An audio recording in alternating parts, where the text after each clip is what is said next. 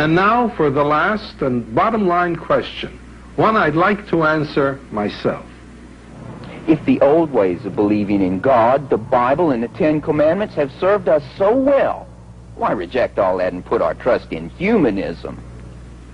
First off, there's no reason to totally reject the Bible or the Ten Commandments. Though you might look at how well they've served us.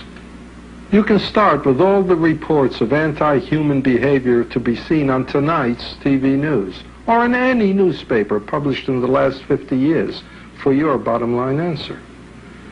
I'm sure you'll see there seems to be a desperate need for something more than a dependence on the supernatural. If you agree that 20th century humanity is in trouble and needs help, perhaps the answer may be found in that old proverb, "The Lord helps those who help themselves."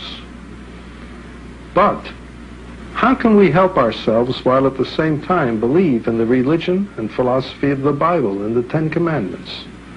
And what about those of us who don't believe in either?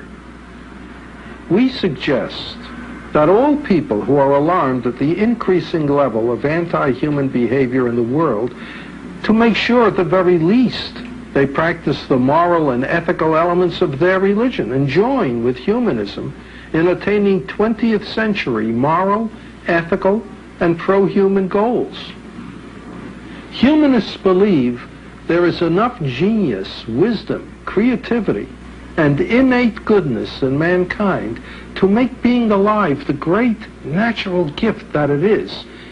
Considering how brief our lifetime is compared to the eternity of our death, shouldn't we be striving to make our life on earth in the here and now a less painful and more humane place, free of needless wars, world hunger, poverty, and disease, and especially free of the religious and political fanaticism which so often maims and destroys the humanness that unites us as one?